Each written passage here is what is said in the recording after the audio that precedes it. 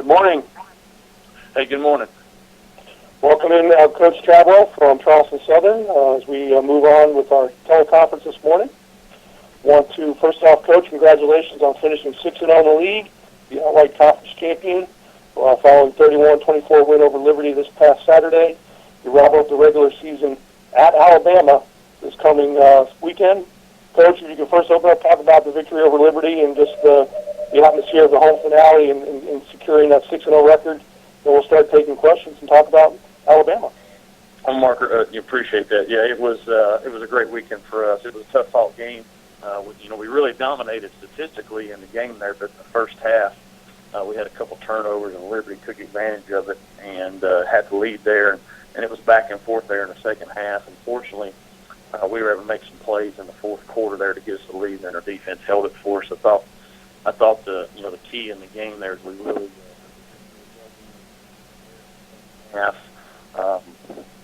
we didn't turn the ball over in the second half and was able not to give them some easy points, and we persevered through it. And so we're excited about being the first undefeated team since 2011. That was something we wanted to do.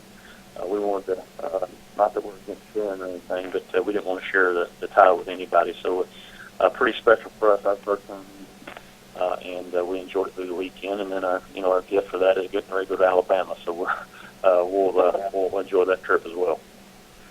All right, Coach, at this time we'll start taking questions for Charleston Southern head coach Jamey Chadwell.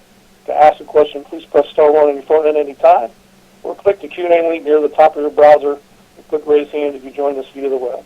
Before we move to questions for you, Coach, just give us your quick thoughts on traveling to Alabama and playing the Crimson Tide. Well, Mark, obviously everybody knows how good they are. They're one of the best teams in the whole country. So obviously a tough challenge for us. We're looking forward to representing us, Charleston Southern, representing the Big South down there. We're going to go down there like we do for every game and expect to win and go out and play our very best, hopefully play our best. We understand that if they play their worst and we play our best, it still might not matter. We understand the challenge we have, but we're looking forward to it. We've been in a lot of games at Charleston Southern and playing a lot of SEC teams, top 5 programs, and it's one of those things that can help your program get more recognition nationally.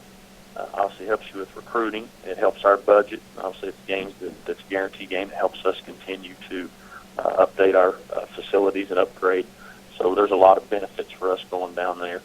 A little nervous about going to the playoffs and playing a team like Alabama. You worry about some injuries this late in the season, but our guys will persevere through those things and go down there and represent us and the Big South well. All right, Coach, this time we'll move the questions for you. Our first question, I believe, is from Tommy Dees of the Tuscaloosa News. Go ahead, Tommy. Hey, Coach. Wanted to start with asking about Gabe Gardena and what he brings to your staff. Okay, yeah, Gabe's obviously an Alabama graduate. Gabe does a great job with our offensive line. He's also our offensive coordinator. He brings a great edge every day.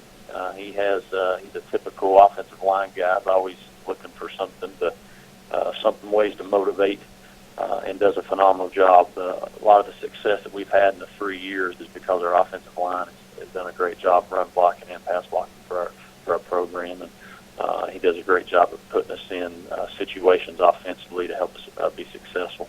Tireless worker, and does a great job just with the kids. Loves his kids and gets them to play hard for him. And also helps our kickers. So he kicked down there at Alabama and always gives us reminders there for them. So he's a big reason why we're having success. He's a great addition, a great part of our football staff. Will you have him talk to the team about what the atmosphere, what they can expect at Bryant-Denny Stadium? If he wants to, I don't think we're going to be too concerned about that. I mean, he's obviously. I think our guys can see TV and know it's pretty crazy.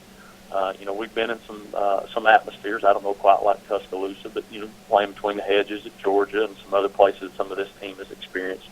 But if he feels the need, he'll do that. We've had obviously some other coaches that play in the SEC and some different play in the ACC, played some environments, but we try, to be honest with you, Tom, we really don't worry about some of those things. We try to just focus on us. We know it's going to be a great crowd and hostile, and we know the people we're going against, but in our program, we constantly just focus on things that we can control, and talk about that all the time, and try not to talk about those other things that we have no control over. And so if he gets in the mood, you know, I might tell him he might have an Alabama sweatshirt out there today at practice. Who knows?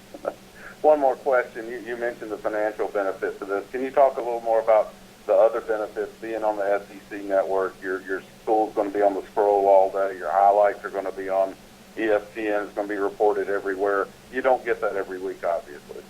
No, we don't, and I think that's one of the major factors that you play in these games. Is Charleston Southern is going to be all over the country on TV, on the bottom line. It's going to be on the Sports Center, no matter what the outcome of the game.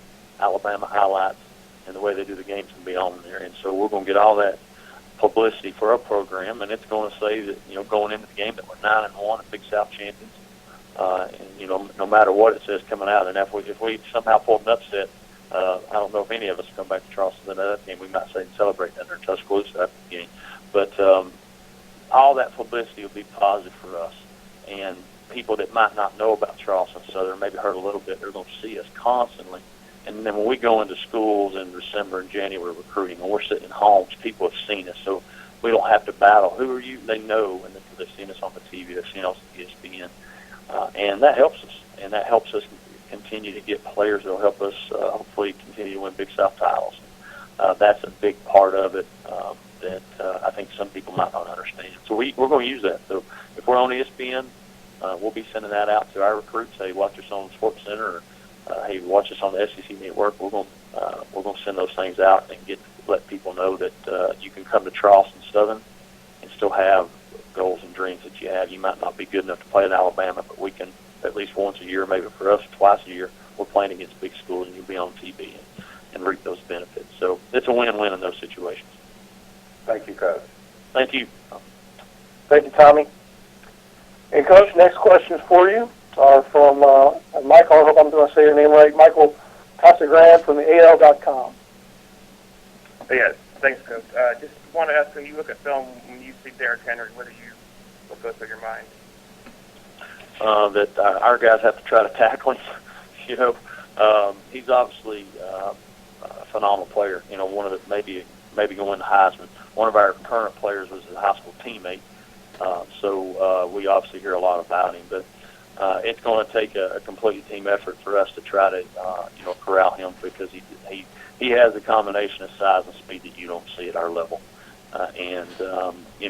If we don't fit things right and he breaks a tackle, he's going to be able to take it to the house. So, the challenge for us and our defense, and we do a good job of playing defense here, is can we hopefully get him down and gang tackle and swarm around him, because one missed tackle or one missed fit, he's going to take it to the house. I mean, he does that versus teams in the top 20 in the country, at the FBS level. So not somebody that you're looking forward to playing.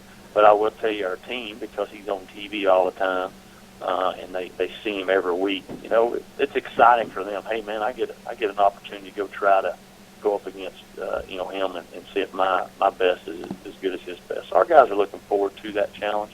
Maybe as coaches, we're not as much, because we know how good he is. But that is what it is. With his former high school teammate, what did he say about him? What's he able to bring? Oh, well, he obviously raves about him as a player, but really just as a person, how good of a teammate he was in high school. And they've texted and talked, and we've asked him to tell him to take it easy on him, to only play a quarter, but he won't jive. He's a coach; they won't let him do that right now. So we're trying to get him to get sick or have the flu or anything, but he won't go for it. Yeah, I guess the defensively, their front seven pretty stacked. What do you see from them? Say that one more time. The front seven defensively from Alabama. What do you see from that front seven? Well, the size and the speed they have. I mean, they're 300 pounds all across the front. We don't see that, every week. If you see any, you might see one 300-pounder. We don't see that a lot. So just the size that they have and the strength of their front seven, and the way they can just run at their linebackers being 250. That's going to be the biggest thing that we find a way to move those guys, create some running lanes in the offense we do, and then if we can, are we able to pass protect long enough to give us a chance to try to attack the secondary. So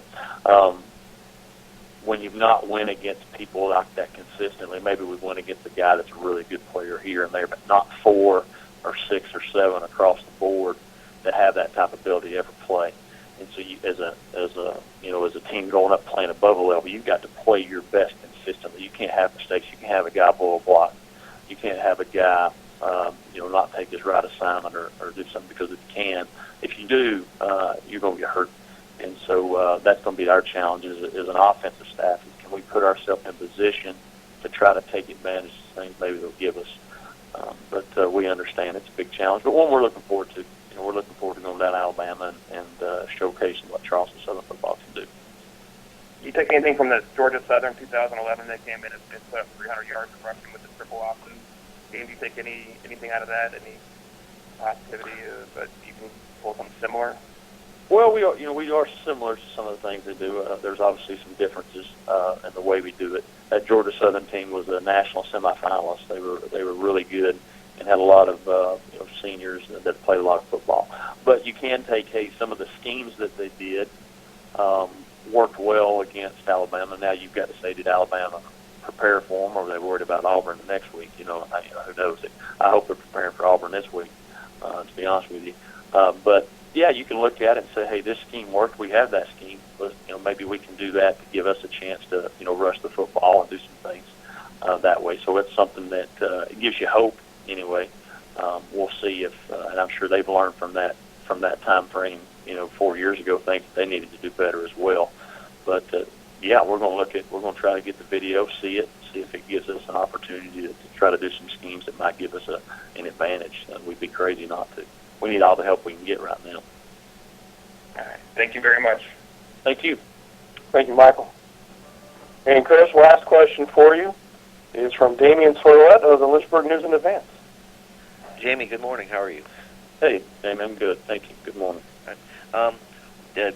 Skipping past Alabama, the playoff picture, do you feel your team has earned one of the top 8 national seeds with undefeated record against FCS teams, wins over teams that should get at-large bids into the playoffs? Do you feel that your team deserves to be in that top 8 in consideration for a first-round bye and then a home game in the second round?